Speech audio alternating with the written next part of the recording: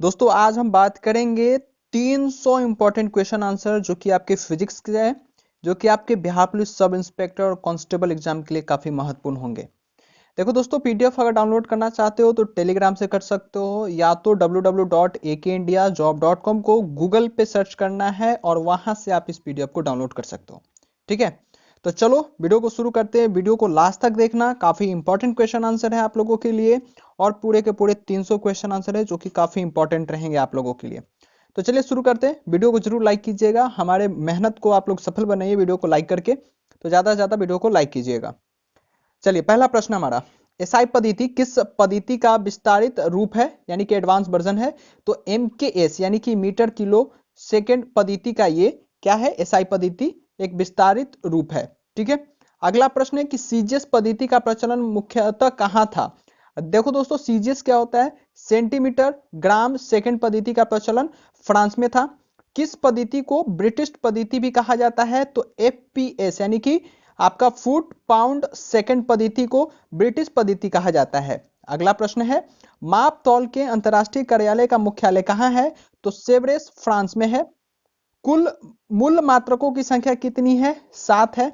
कुल एसआई मात्रक कितने हैं? 7 है। संयंता की एसआई मात्रक क्या होती है? तो पॉइज जो है संयंता का एसआई मात्रक होता है। अगला प्रश्न है, एक बैरल में कितने लीटर होते हैं? देखो दोस्तों, एक बैरल में 159 लीटर होते हैं। अगला प्रश्न है, 1 किलोमीटर में कितने मिलीमीटर होते हैं? 1 किलोमीटर में लगभग 10 लाख मिलीमीटर होते हैं। ठीक है, गणना की सहायक गणितीय साधन के रूप में लघुगणक यानी कि लॉगरिथम की संकल्पना किसने की थी? तो जॉन नेपियर ने 1614 ईस्वी में लॉगरिथम की संकल्पना की थी। वह राशि जिसका परिणाम माफ कीजिएगा जिसका परिमाण एवं दिशा निश्चित होती है सदिश राशि कहलाती है। इसके उदाहरण है विस्थापन, वेग, त्वरण और संवेग। ठीक है, द्रव्यमान और वेग के कारण वस्तुओं में जो विशेष गुण आ जाता है उसे संवेग कहा जाता है। इसे कैसे मापते हैं? देखो दोस्तों, सबसे पहले संवेग का आपको यहाँ परिभाषा जो है आपको यहाँ पता चलता है कि द्रव्यमान और वेग के कारण परमाणु जो वस्तु में एक विशेष गुण आ जाता है उसे संवेग कहा जाता है। यह पदार्थ में द्रव्यमान और वेग के गुणनफल के बराबर होता है, यानी कि संवेग इज इक्वल टू द्रव्यमान गुना वेग होता है। अगला प्रश्न है कि गतिमान बस से कोई व्यक्ति बाहर गेंद फेंके तो उसे उसका पथ कैसा दिखेगा, और यदि बाहर खड़ा व्यक्ति देखे तो उसे कैसा दिखेगा? अब देखो दोस्तों, क्वेश्चन में फिर से रिपीट कर देता हूं। गतिमान बस से कोई व्यक्ति बाहर गेंद फेंके, यानी कि एक बस के अंदर बंदा बैठा है और वो पत्थर को बाहर फेंकता है। ठीक है, एक पत्थर को उसने बाहर फेंका तो उसे वो कैसा दिखेगा? और वही एक बंदा यहाँ खड़ा है जो कि बस से बाहर है और वो देखेगा तो उसे कैसा दिखेगा? तो यहाँ आंसर इसका बस में बैठे व्यक्ति की को सीधा यानी कि सरल रेखा में दिखेगा, जबकि बाहर खड़े व्यक्ति को परवलयकारी यानी कि कुछ इस तरीके से शेप में वो दिखेगा। ठीक है, चलिए आगे बढ़ते हैं। अगला प्रश्न है, वेग परिवर्तन की दर को क्या कहते हैं? तो वेग परिवर्तन की दर को त्वरण कहा जाता है। एक समान वृत्तीय गति में एक नियत रहता है और क्या बदलता रहता है? तो देखो दोस्तों, एक समान वृत्तीय गति में क्या नियत रहता है और क्या बदलते रहता है? तो एक समान वृत्तीय गति में जो चाल है दोस्तों वो नियत रहता है, और वेग और त्वरण और दिशा जो है वो बदलती रहती है एक वृत्तीय गति में। ठीक है, एक समान वृत्तीय गति में। अगला प्रश्न है, गति सदैव सापेक्ष यानी कि रिलेटिव होती है, निरपेक्ष गति का कोई अर्थ नहीं है। यह कथन किसने कहा था? तो आइंस्टाइन ने ऐसा कहा था। अगला प्रश्न है, क्षैतिज से किस कोण पर फेंकने पर वस्तु अधिकतम दूरी तय करती है यदि प्रारंभिक वेग समान हो? तो 45 डिग्री के कोण पे किसी वस्तु को क्षैतिज कोण के 45 डिग्री पे फेंका जाए उसे, तो वो अधिकतम दूरी जो है वो तय करती है। ये क्वेश्चन मैंने कई बार आप लोगों के साथ शेयर किया है, काफी इंपॉर्टेंट है दोस्तों। और इसी तरह आप लोगों को फिजिक्स की पूरा सीरीज हम लोग यहाँ कवर करेंगे। लगभग दोस्तों यहाँ पर आप लोगों के साथ में 5000 फिजिक्स का क्वेश्चन आंसर यहाँ करूंगा।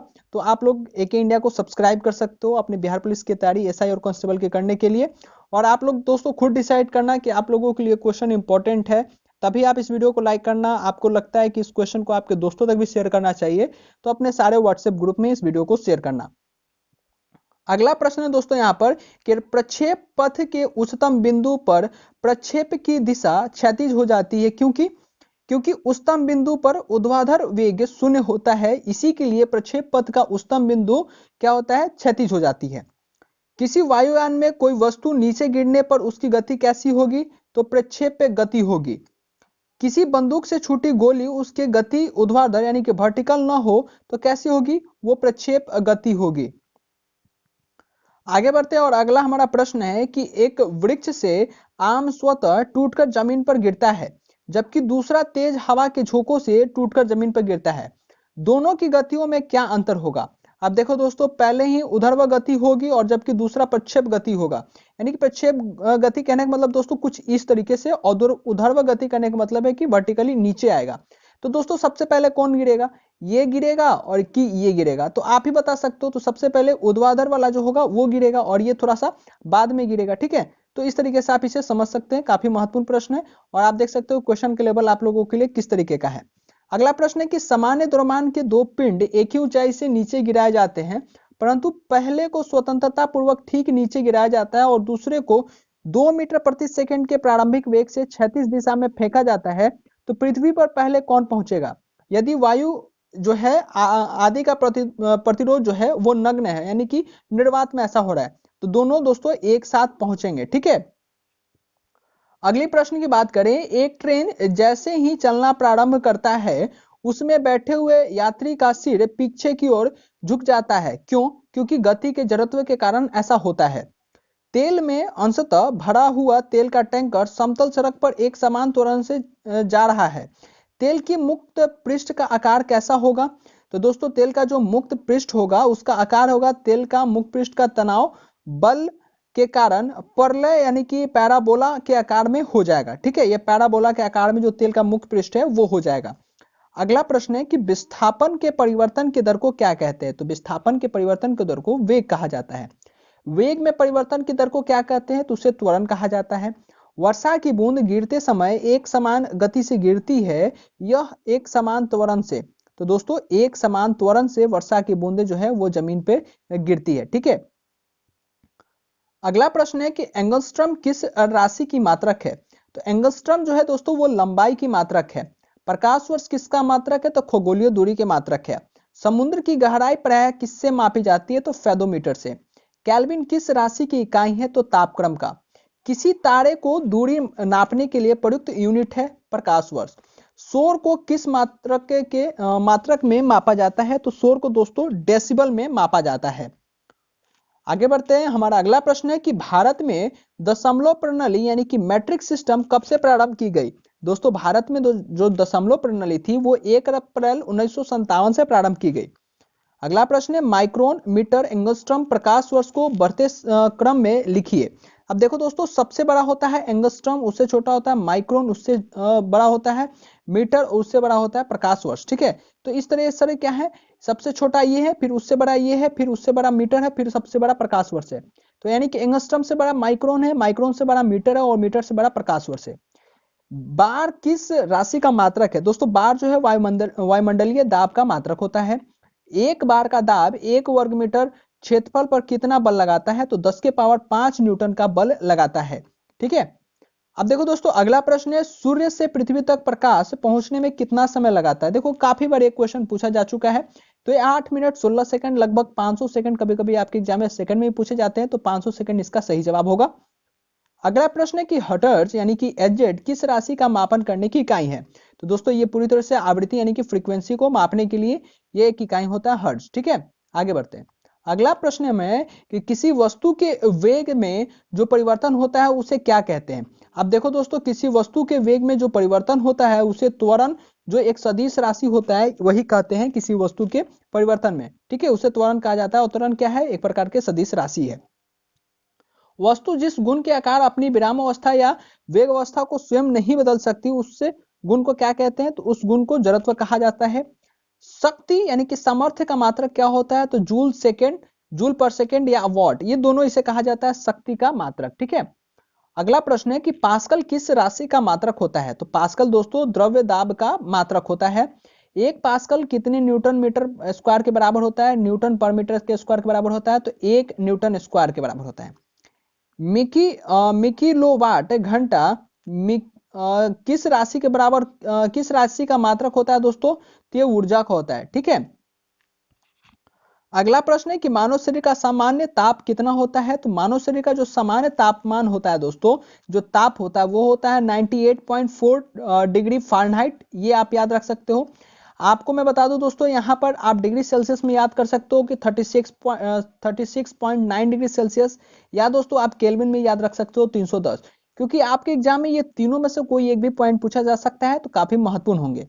अगला प्रश्न है कि डिग्री सेंटीग्रेड का नाम क्या है? तो डिग्री सेल्सियस। सोने की शुद्धता का मात्रक क्या है? तो कैरेट। अगला प्रश्न है दोस्तों हमारा कि विद्युत प्रतिरोध की इकाई क्या होती है? तो विद्युत प्रतिरोध का जो इकाई होता है वो होता है ओम। ठीक है, तो काफी महत्वपूर्ण सवाल होगा। किस मात्रक से कार्य व ऊर्जा दोनों को व्यक्त किया जा सकता है? जूल। डॉप्सन किसका मात्रक होता है दोस्तों? तो डॉप्सन जो है मात्रक है ओजोन परत की मोटाई का। ओजोन परत की कितनी मोटाई है उसकी मात्रक है डॉप्सन। अभी देखो दोस्तों 50 क्वेश्चन अभी कंप्लीट हो चुके हैं, अभी 250 क्वेश्चन और बाकी है, तो आप लोग वीडियो को पूरा लास्ट तक देखिएगा। आप लोगों के लिए काफी इंपॉर्टेंट क्वेश्चन आंसर है, तो वीडियो छोड़ के मत जाइए आप लोग, क्योंकि देखो दोस्तों यहाँ पर आप लोगों के लिए काफी महत्वपूर्ण क्वेश्चन आंसर लेकर के आया हूँ, और काफी मेहनत के बाद ये सारे क्वेश्चन लेकर के आया हूँ, सिर्फ इसलिए कि आप लोग तैयारी कर सकते हो और आप लोग अपनी एग्जामिनेशन को क्लियर कर सकते हो। तो ये इंपॉर्टेंट क्वेश्चन आंसर आप लोगों के लिए लाया है दोस्तों, तो एक लाइक तो बनता है। अभी तक लाइक नहीं किया तो लाइक करो वीडियो को। अगला प्रश्न है कि द्रवों यानी कि लिक्विड्स का आयतन मुक्तन किस में मापा जाता है? तो लीटर में। किसी ताप पर सेल्सियस व फ़ारेनहाइट का मान बराबर होता है? तो 40 डिग्री सेल्सियस यानी कि 40 डिग्री फ़ारेनहाइट पे, यानी कि ये जो दोनों है दोस्तों 40 डिग्री सेल्सियस और 40 डिग्री फ़ारेनहाइट, ये दोनों पे क्या होता है? दोनों बराबर होते हैं सेल्सियस और फ़ारेनहाइट। अगला प्रश्न है कि किसी पिंड का वेग शून्य होते हुए भी क्या उसमें त्वरण हो सकता है? हाँ, तो कैसे? जी हाँ दोस्तों, किसी पिंड का वेग शून्य होने के बावजूद भी उसमें त्वरण हो सकता है, क्योंकि हमारे सापेक्ष पृथ्वी का है। ठीक है, हमारे सापेक्ष क्या है? पृथ्वी का है। अगला प्रश्न है कि एक पिंड ऊपर की ओर फेंका गया है, इसमें त्वरण होगा या मंदन? देखो दोस्तों इसमें क्या होगा? मंदन। पिंड को ऊपर फेंका गया है तो इसमें मंदन होगा, जब पिंड नीचे आएगा तो उसमें त्वरण होगा। अगला प्रश्न है कि क्या किसी वस्तु का औसत वेग शून्य हो सकता है? अब देखो दोस्तों, किसी वस्तु का औसत वेग शून्य हो सकता है, तो हाँ बिल्कुल, वृत्तीय गति में वस्तु का वेग जो है वो शून्य हो सकता है। अगला प्रश्न है किसी वस्तु की चाल नियत है, क्या उसमें त्वरण हो सकता है? हाँ, यदि जो है दोस्तों गति की दिशा बदल रही हो तो उसमें त्वरण हो सकता है। अभी देखो दोस्तों त्वरण डिपेंड करता है कि अगर उसकी जो दिशा है वो बदल रही है तब इसको त्वरण कहा जा सकता है। अब देखो दोस्तों अगला प्रश्न है कि चलते समय अचानक चिकनी सतह आने पर पैर के नीचे केले का छिलका आने पर चलता हुआ व्यक्ति गिर क्यों जाता है या गिर क्यों पड़ता है? अब देखो दोस्तों ऐसा इसलिए होता है कि घर्षण बल अचानक कम हो जाता है और वो अपने आप को संतुलित नहीं रख पाता है, जिसके वजह से जो चलते हुए आदमी होता है केले के छिलके पर पैर रखने से वो क्या होता है? गिर जाता है। अगला प्रश्न है कभी कभी पट्टे व पुली के बीच चिपचिपा पदार्थ यानी कि तरल गुड़ आदि लगा दिए जाते हैं, क्यों? क्योंकि दोस्तों पट्टे और पुल्ली के बीच घर्षण कम करने के लिए, ताकि पुल्ली जो है सुगमता से घूम सके, इसीलिए उसमें तरल गुड़ जो है वो लगा दिया जाता है, उसमें ग्रिस्पी कभी कभी लगाया जाता है। अगला प्रश्न है दोस्तों कि किस घर्षण का मान सबसे अधिक व किस घर्षण का मान सबसे कम होता है? अब देखो दोस्तों सबसे अधिक घर्षण का मान स्थैतिकी घर्षण का मान सबसे अधिक होता है, और सी घर्षण का मान सबसे कम, और लोटनी के घर्षण का मान सबसे कम होता है। ये जो सी घर्षण और जो दोस्तों ये है लोटनी घर्षण, ये दोनों का नाम आपको याद रखना है। ये दोनों घर्षण का मान सबसे कम होता है और स्थैतिक घर्षण का मान सबसे ज्यादा होता है। अगला प्रश्न है कि विद्युत चुंबकीय बलों का मापन किस नियम के आधार पर किया जाता है? तो कूलॉम के नियम के आधार पर। क्रीम निकालने की मशीन में क्रीम दूध से अलग किस बल के कारण हो जाती है? तो दोस्तों वो होता है अपकेंद्रीय बल के कारण। चक्रीय झूले पर झूलते समय व्यक्ति बाहर की ओर क्यों धक्का महसूस करता है? क्योंकि दोस्तों उस पर अपकेंद्रीय बल कारण रहता है, इसी के लिए जो चक्रीय झूले पर कोई झूलता है तो वो बाहर की ओर धक्का उसे महसूस होता है।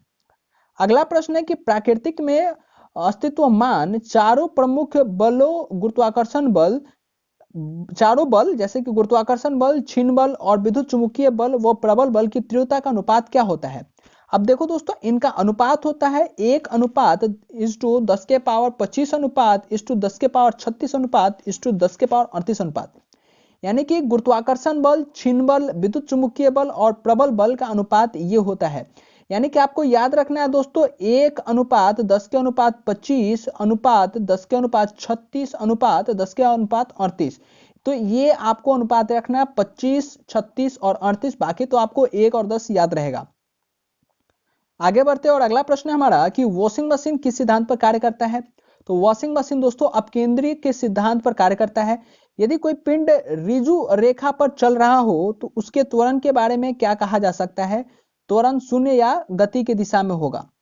अगला प्रश्न है कि एक गोले व चिकनी चकती पर एक चिकनी गोली रखी है। चकती को घुमाने पर गोली का क्या होगा। दोस्तों बाहर की तरफ अपकेंद्रीय बल लगने के कारण गोली जो है गिर जाएगी तथा चिकनी होने के कारण घर्षण बल उसे रोक नहीं पाएगा। अब देखो दोस्तों, सीधा सा सवाल यहाँ कॉन्सेप्चुअल है कि यहाँ पर आपके क्वेश्चन क्या पूछा जा रहा है। अभी देखो दोस्तों, क्वेश्चन में आपको साफ साफ यहाँ कहा गया है कि एक गोला है, एक गोल है और वो चिकनी चकती पर एक चिकनी गोली रखी है। तो इस पे तो घर्षण होगा नहीं, तो घर्षण नहीं होगा तो उसे कोई रोकेगा नहीं। और जब ये गोला नचेगा तो ये गोली ऑफकोर्स उसके साथ मोशन करेगा और वो क्या हो जाएगा, बाहर हो जाएगा। ठीक है। अगला प्रश्न है दोस्तों यहाँ पर कि सड़क गीली होने पर साइकिल को मोड़ते हुए फिसलने की संभावना जो होती है रहती है, क्यों, ऐसा क्यों होता है। तो दोस्तों ये होता है मोड़ पर संतुलन के कारण जो साइकिल होता है वो गिरने के चांसेस बढ़ जाती है, क्योंकि फिसलन हो जाती है, जो घर्षण होता है उस रोड का वो कम हो जाता है, जिसके कारण से जो साइकिल का चक्का होता है वो स्लिप कर सकता है, यानी कि मोड़ पर संतुलन उसका बिगड़ सकता है और वो व्यक्ति जो है साइकिल चला रहा है वो साइकिल के सहित वो रोड पे गिर सकता है। भारत का पवन ऊर्जा द्वारा विद्युत उत्पादन करने वाले देशों में कौन सा स्थान है। तो दोस्तों यह है चौथा। अगला प्रश्न है कि तापीय विद्युत संयंत्र यानी कि थर्मल पावर प्लांट का मुख्य ईंधन क्या होता है। तो जीवाश्म ईंधन, कोयला और पेट्रोलियम से जो तापीय विद्युत संयंत्र होते हैं, थर्मल पावर प्लांट, वो चलते हैं। प्रकाश से हमें और कौन सी ऊर्जा प्राप्त होती है दोस्तों। तो वो ऊष्मीय ऊर्जा यानी कि हीट एनर्जी प्राप्त होता है। अगला प्रश्न है कि 1000 वॉट का अश्व शक्ति में मान कितना होगा। तो 1000 वॉट का अश्व शक्ति का मान दोस्तों होगा 1.341 अश्व शक्ति।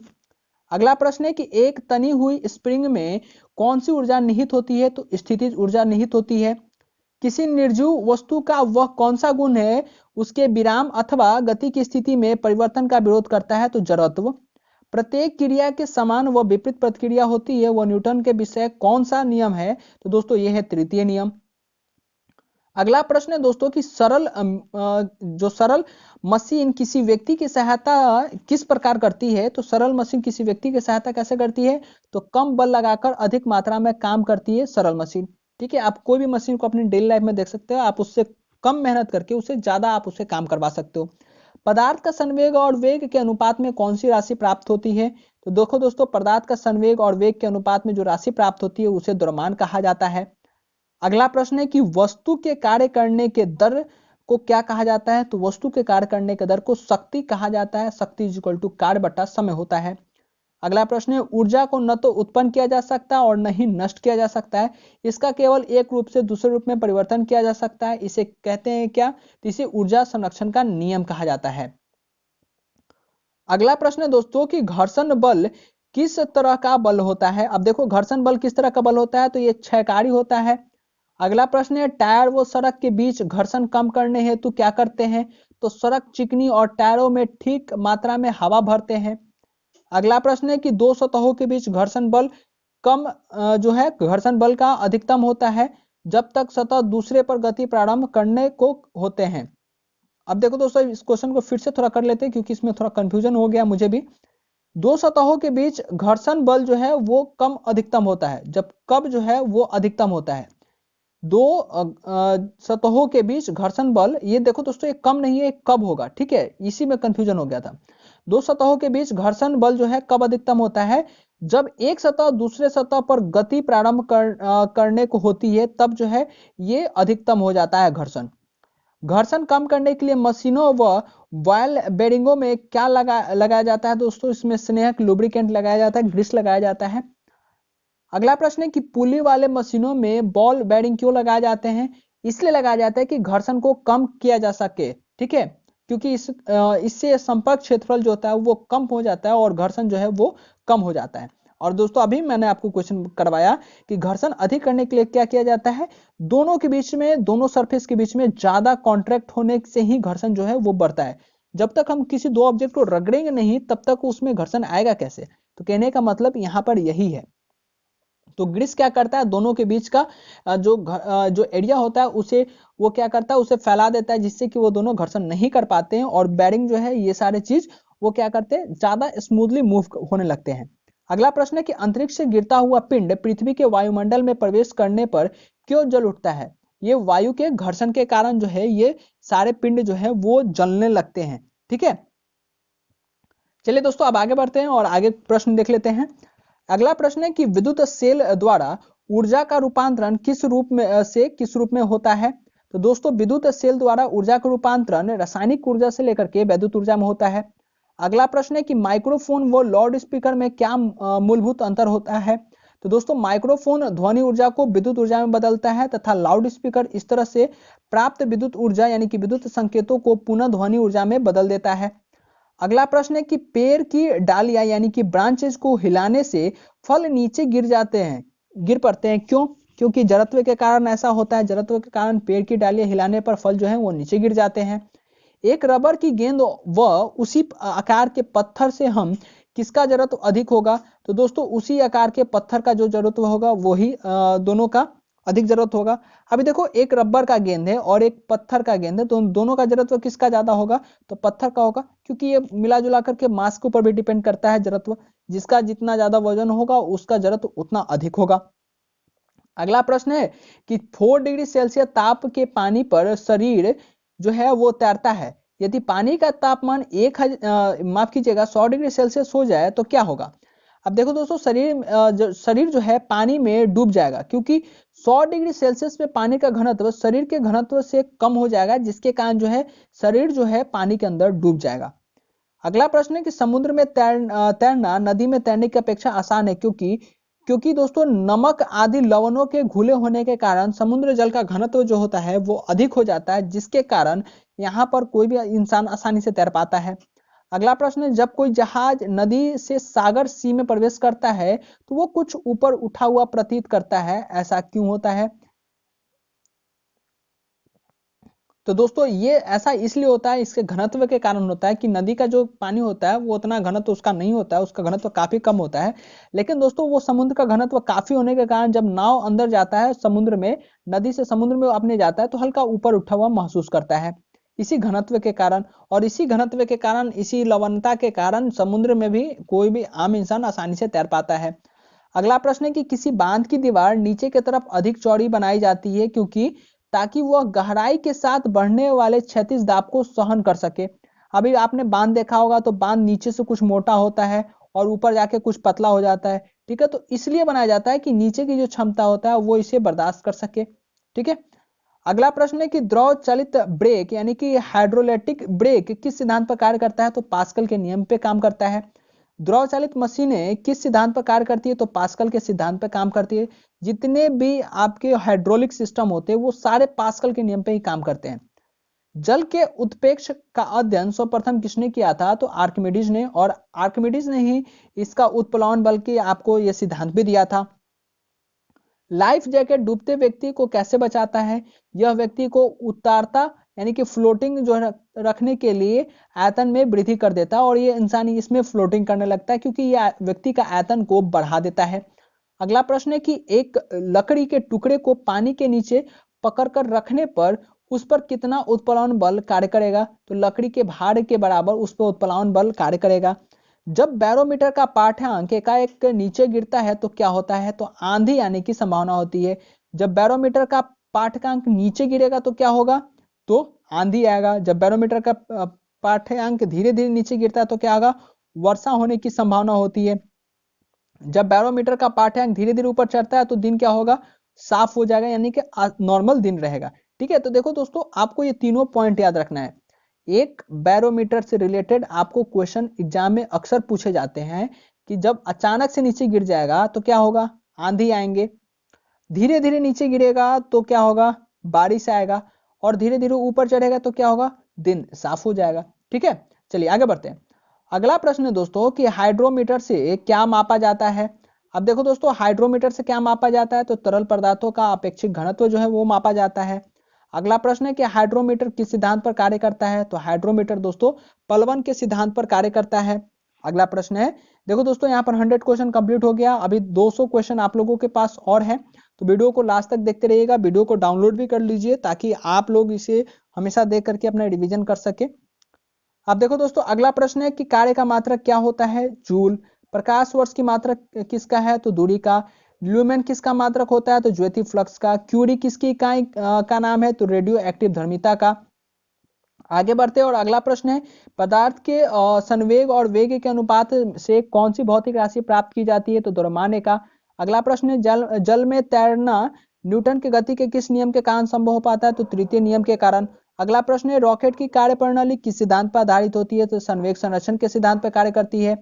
अगला प्रश्न है दोस्तों कि अश्व यदि एकाएक चलना प्रारंभ कर देती है तो अश्वरोही की गिरने की आशंका का कारण क्या होता है, तो विश्राम जड़त्व।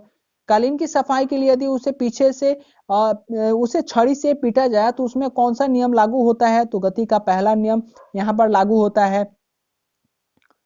समुद्र में पलवन करके आइसबर्ग का कितना भाग समुद्र के सतह से ऊपर रहता है, तो दोस्तों 1/10 भाग ऊपर रहता है। प्रकाश वोल्टीय सेल के प्रयोग से और वोल्टीय प्रयोग के माफ कीजिएगा, प्रकाश वोल्टीय सेल के प्रयोग से सौर ऊर्जा का रूपांतरण करने के लिए किसका उत्पादन होता है, तो प्रकाशीय ऊर्जा का। स्वचालित वाहनों में द्रव चालित ब्रेकों का इस्तेमाल वस्तुतः किस नियम का सीधा अनुप्रयोग है, तो पास्कल का नियम से। जब दूध को प्रबल ढंग से मथा जाता है तो उसमें से क्रीम किस कारण से अलग हो जाता है, तो अपकेंद्रीय बल के कारण। जेट इंजन किसके संरक्षण के सिद्धांत पर कार्य करता है, तो रैखिक संवेग के सिद्धांत पर काम करता है। किसी तुल्यकारी उपग्रह की पृथ्वी की सतह से ऊंचाई लगभग कितनी होती है, तो 36,000 किलोमीटर। पृथ्वी के गुरुत्वाकर्षण का कितना भाग चंद्रमा के गुरुत्वाकर्षण के सबसे नजदीक है, तो दोस्तों 1/6 भाग। वर्षा की बूंद का आकार गोलाकार किस कारण से होता है, तो पृष्ठीय तनाव के कारण। कपूर के छोटे छोटे टुकड़े जल की सतह पर क्यों नाचते हैं, तो पृष्ठीय तनाव के कारण ये सारे जो हैं वो नाचते हैं। दोस्तों अगला प्रश्न है कि पानी में लोहे की सुई डूब जाती है लेकिन जहाज तैरती है, यह किस सिद्धांत पर है, तो आर्किमिडीज के सिद्धांत पर है। आर्किमिडीज का नियम किससे संबंधित है दोस्तों, तो यह पलवन के नियम से संबंधित है। गुरुत्वाकर्षण के सार्वभौमिक नियम का प्रतिपादन किसने किया था, तो न्यूटन ने किया था। कौन सा 1 केजी का द्रव्यमान के पिंड पर कार्यशील पृथ्वी के गुरुत्व बल का सही मान है, तो 9.8 न्यूटन। अगला प्रश्न है कि 1 हॉर्स पावर यानी कि 1 एचपी कितने वॉट के बराबर होता है, तो 746 वॉट के बराबर होता है। लोहे की सुई पानी की सतह पर किस कारण तैरती रहती है, तो पृष्ठ तनाव के कारण यह तैरती रहती है। एक गेंद को क्षितिज से कितने कोण पर फेंके कि यह अधिकतम क्षितिज दूरी तक पहुंच सके, तो 45 डिग्री। ठीक है, ये 45 डिग्री है। किसने न्यूटन से पूर्व यह बता दिया था कि सभी वस्तुएं पृथ्वी के गुरुत्वाकर्षित होती है, तो ऐसा ब्रह्मगुप्त जो थे उन्होंने खुद बताया था। अगला प्रश्न है कि क्रिकेट की गेंद को किस कोण से मारा जाना चाहिए ताकि वो अधिकतम दूरी तक जा सके, तो 45 डिग्री के कोण पे अगर क्रिकेट को बॉल को मारा जाए तो वो अधिकतम दूरी तक जाएगी। अगला प्रश्न है, ऊष्मा एक प्रकार की ऊर्जा है जिसे ऊर्जा में बदला जा सकता है, इसका प्रत्यक्ष प्रमाण सबसे पहले किसने दिया था, तो रदरफोर्ड ने दिया था। अगला प्रश्न है कि किस वैज्ञानिक ने सर्वप्रथम बर्फ के 2 टुकड़े को आपस में घिसकर पिघला दिया था, तो ऐसा डेवी ने किया था। वाष्प इंजन में उबलते हुए जल का तापमान किस कारण से उच्च हो सकता है, तो बॉयलर के अंदर उच्च दाब के कारण ऐसा हो सकता है। दोस्तों अगला प्रश्न है कि ताप युग में यानी कि तापमापी थर्मोकपल थर्मोमीटर किस सिद्धांत पर आधारित है, तो सीबेक के प्रभाव पर आधारित है। अगला प्रश्न है कि पूर्ण विकिरण यानी कि उत्पामापी टोटल रेडिएशन पैरोमीटर किस सिद्धांत पर आधारित है, तो स्टीफन के नियम पर आधारित है। अगला प्रश्न है कि दूर की वस्तु जैसे सूर्य आदि का ताप किस तापमापी के द्वारा मापा जाता है, तो ये पूर्ण विकिरण यह दोस्तों पूर्ण विकिरण उताप मापी द्वारा इसे जो है नापा जाता है। जो सूर्य का दूर वस्तु जैसे सूर्य आदि का ताप मापा जाता है वो किससे नापा जाता है, पूर्ण विकिरण उतप मापी द्वारा। ठीक है, अगला प्रश्न है कितना तापमान होने पर पाठ्यांक सेल्सियस और फारेनहाइट तापमापी एक ही होंगे, तो 40 डिग्री सेल्सियस पे। अगला प्रश्न है कि सेल्सियस पैमाने का 0 डिग्री फ़ारेनहाइट स्केल पे कितने डिग्री के बराबर होगा? तो 32 डिग्री सेल्सियस के बराबर होगा। अगला प्रश्न है कि मानव शरीर के तापमान 98.6 फ़ारेनहाइट होता है, तो सेल्सियस स्केल पर कितना होगा? तो 37 डिग्री होगा। दोस्तों अगला प्रश्न है कि अति लघु समय अंतरालों को सही सही मापने के लिए किसका प्रयोग किया जाता है? तो परमाणु घड़ी की। एक मनुष्य का तापक्रम जो है वो 600 डिग्री माफ कीजिएगा 60 डिग्री सेल्सियस है, तो इसका तापक्रम फ़ारेनहाइट में क्या होगा? तो 140 डिग्री फ़ारेनहाइट होगा। पानी का घनत्व किस ताप पर अधिकतम होता है? तो 40 डिग्री सेल्सियस पे। साइकिल के ट्यूब अधिकांशतः गर्मियों में क्यों फटते हैं? गर्मियों के कारण जो है दोस्तों वो जो है साइकिल के ट्यूब फट जाते हैं। अगला प्रश्न है कि किसी झील की सतह का पानी बस जमने ही वाला है, झील के अधः स्थल में जल का तापमान क्या होगा? तो 4 डिग्री सेल्सियस। ऊष्मा के संचरण की किस विधि में पदार्थ के अणु एक स्थान से दूसरे स्थान तक स्वयं नहीं जाते? तो चालन में। अगला प्रश्न है द्रव तथा गैसों में ऊष्मा का हस्तांतरण किस विधि द्वारा होता है? तो संवहन द्वारा होता है। सूर्य की ऊष्मा पृथ्वी तक किस प्रकार के संचार माध्यमों से आती है? तो दोस्तों ये विकिरण द्वारा आती है। अगला प्रश्न है कि ऊष्मा के हस्तांतरण किस विधि में माध्यम आवश्यक नहीं है? तो दोस्तों वो विकिरण द्वारा होता है। ऊष्मा संचरण की वो विधि जिसमें माध्यम के कण गति नहीं करते हैं कौन सी है? तो विकिरण है। अगला प्रश्न है दोस्तों हमारा कि आणविक संगठन के द्वारा ऊष्मा का संप्रेषण क्या कहलाता है? तो संवहन कहलाता है। सूर्य विकिरण का कौन सा भाग सोलर कुकर को गर्म कर देता है? तो अवरक्त किरण कर देता है। धूप से बचने के लिए छाते में रंग संयोजन कौन से सबसे उचित होती है? तो ऊपर सफेद नीचे काला जो है सबसे उचित होता है। किस विधि से ऊष्मा स्थानांतरण को न्यूनतम करने के लिए थर्मस फ्लास्क की दीवारों पर कलई की जाती है? तो विकिरण द्वारा ऐसा होता है। अगला प्रश्न है कि किसमें सर्वोच्च विशिष्ट ऊष्मा का मान होता है? तो जल में। शुद्ध पदार्थों में कोई अन्य पदार्थ मिला देने पर उसके गलनांक पर क्या प्रभाव पड़ता है? तो ये घट जाता है। अपद्रव्यों को मिलाने से गलनांक पर क्या प्रभाव पड़ता है? तो ये घट जाता है। चावल को पकाने में कहाँ अधिक समय लगेगा? तो दोस्तों ये माउंट एवरेस्ट पे सबसे अधिक समय लगेगा। अगला प्रश्न है कि किसी द्रव का क्वथनांक से पूर्व उसके वाष्प में बदलने का प्रक्रिया को क्या कहते हैं? तो वाष्पीकरण कहा जाता है। आंतरिक ऊर्जा की संकल्पना ऊष्मागति के किस नियम से मिलती है? तो वो प्रथम नियम से मिलता है। ऊष्मागति का प्रथम नियम किस अवधारणा की पुष्टि करता है? तो ऊर्जा संरक्षण का ये पुष्टि करता है। आगे बढ़ते और हमारा अगला प्रश्न है कि किस बिंदु पर फ़ारेनहाइट तापक्रम सेंटीग्रेड तापक्रम का दुगना होता है? तो 160 डिग्री फ़ारेनहाइट पे। किसी वस्तु की विशिष्ट ऊष्मा किस पर निर्भर करती है? तो पिंड के द्रव पर निर्भर करता है। सेल्सियस में माप का कौन सा तापक्रम 300 केल्विन के बराबर होता है? तो 27 डिग्री सेल्सियस पे। ब्लैक बॉडी किसके विकिरण को अवशोषित कर सकती है? तो केवल उच्च तरंग दैर्ध्य को। शीत ऋतु के दिनों में हम मौसम किस प्रकार के होने पर ज्यादा ठंड महसूस करते हैं? तो साफ मौसम होने पर शीत ऋतु के दिनों में हम ज्यादा ठंड महसूस करते हैं। अगला प्रश्न है कि मिट्टी के घड़े में किस क्रिया के कारण जल ठंडा रहता है? तो वाष्पीकरण के कारण। परासर्व तरंगों को सबसे पहले किसने सीटी बजाकर उत्पन्न किया था? तो गॉल्टन ने। ध्वनि का तत्व यानी कि पिच किस पर निर्भर करता है? तो पूरी तरह से आवृत्ति के ऊपर। विमानों के आंतरिक भागों की सफाई किसके उपयोग किया जाता है? तो परासर्व तरंगों को। मनुष्य को माफ कीजिएगा ध्वनि कंपन की अनुभूति किस आवृत्ति सीमा से होती है? तो 20 से लेकर के 20,000 हर्ट्ज तक। लगभग 20 डिग्री सेल्सियस तापक्रम पर किस माध्यम में ध्वनि की गति अधिकतम होती है? तो लोहा में। ध्वनि के किस लक्षण के कारण कोई ध्वनि जो है मोटी यानी कि ग्रेव और पतली होती है? तो पिच के कारण सारा कुछ होता है, तारत्व के कारण होता है। किसके द्वारा सबसे अधिक ध्वनि प्रदूषण होता है? तो हवाई जहाज के उड़ान भरने में सबसे ज्यादा ध्वनि प्रदूषण होता है। कौन सी प्रक्रिया प्रकाश और ध्वनि दोनों में घटित नहीं होती? तो ध्रुवन में। ध्वनि का प्रभाव मानव के कान में कितने समय तक रहता है? तो 1/10 सेकंड तक रहता है। ध्वनि तरंगे किसके कारण प्रतिध्वनि उत्पन्न करती है? तो परावर्तन के कारण। एक व्यक्ति को अपने प्रतिध्वनि सुनने के लिए परावर्तक तल से कितना दूर खड़ा रहना चाहिए? तो 56 फीट। स्टेथोस्कोप ध्वनि किस सिद्धांत पर कार्य करता है? तो परावर्तन के सिद्धांत पर कार्य करता है। पास आती रेलगाड़ी की सीटी की आवृत्ति या तीक्ष्णता बढ़ती जाती है, ऐसा किस घटना के कारण होता है? तो डॉपलर प्रभाव के कारण होता है।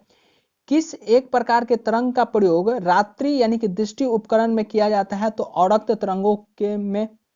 एक जेट वायुयान 2 मैक के वेग से हवा में उड़ रहा है। जब ध्वनि का वेग 332 मीटर पर सेकेंड है तो वायुयान की चाल कितना होगा? तो 664 मीटर प्रति सेकेंड। अगला प्रश्न है कि लगभग 20 डिग्री सेल्सियस के तापक्रम पर किस माध्यम में ध्वनि की गति अधिकतम होगा? वो लोहे में होगा। अगला प्रश्न है कि एक जैव पद्धति थी जिसमें पार्श्व ध्वनि का उपयोग किया जाता है, वो सोनोग्राफी कहलाती है। कौन सी तरंगे शून्य में संचरण नहीं कर सकती? वो है दोस्तों ध्वनि। अगला प्रश्न है कि वह उपकरण जो ध्वनि तरंगों की पहचान तथा रिजु रेखन के लिए प्रयुक्त होता है, क्या कहलाता है? तो सोनार कहलाता है। प्रकाश तरंग किस प्रकार की तरंगे होती है? तो ये अनुप्रस्थ तरंगे होती है। प्रकाश का तरंग सिद्धांत किसके द्वारा स्थापित किया गया था? तो ये दोस्तों हाइगेंस के द्वारा स्थापित किया गया था। किस घटना के आधार पर प्रकाश तरंगों के अनुप्रस्थ होने की पुष्टि होती है? तो दोस्तों ये ध्रुवण के द्वारा होता है। प्रकाश के विद्युत चुंबकीय स्वरूप की खोज किसने किया था? दोस्तों तो ये मैक्सवेल ने किया था। अगला प्रश्न है किसने सर्वप्रथम यह दिखलाया कि प्रकाश तरंगों का विवर्तन होता है? तो दोस्तों ऐसा ग्रोमाल्डी ने दिखाया। कौन सी घटना प्रकाश और ध्वनि दोनों में घटित नहीं होती है? दोस्तों तो यह ध्रुवण में होता है। अगला प्रश्न है कि कौन सा सिद्धांत प्रकाश के तरंग प्रकृति की पुष्टि करती है? दोस्तों तो व्यक्तीकरण का सिद्धांत। अगला प्रश्न है कि चंद्रमा से पृथ्वी तक आने में प्रकाश को लगभग कितना समय लगता है? तो 1 सेकंड का समय लगता है। सूर्य की रोशनी को पृथ्वी तक पहुंचने में लगभग कितना समय लगता है? तो 8 मिनट 16 सेकंड लगता है। अगला प्रश्न है कि वायु में प्रकाश की गति कितनी होती है? तो वायु में प्रकाश की गति लगभग दोस्तों 3 लाख किलोमीटर प्रति सेकंड होता है। सूर्य ग्रहण के समय सूर्य का कौन सा भाग दिखाई देता है? दोस्तों तो वो किरीट यानी कि कोरोना जो है वो दिखाई देता है सूर्य ग्रहण के समय। अगला प्रश्न है कि पानी से भरे किसी बर्तन में पड़ा एक सिक्का किस कारण थोड़ा उठा हुआ प्रतीत होता है? तो प्रकाश के अपवर्तन के कारण। पानी में डूबी हुई एक छड़ी एक संवृत्ति के कारण मुड़ी हुई प्रतीत होती है, ऐसा क्यों होता है? प्रकाश के अपवर्तन के कारण। किसके कारण आकाश नीला दिखाई देता है? दोस्तों तो प्रकीर्णन के द्वारा यानी कि स्कैटरिंग के द्वारा, स्कैटरिंग के कारण जो है प्रकाश जो आकाश है वो नीला दिखाई देता है। अगला प्रश्न है दोस्तों कि सूर्योदय और सूर्यास्त के समय आसमान में लाल रंग किसके कारण होता है? दोस्तों प्रकीर्णन के कारण होता है।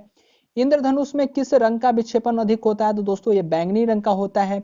सूखा बालू चमकीला क्यों दिखाई देता है जबकि गीला बालू द्वितीयहीन होता है? तो इसका कारण होता है परावर्तन।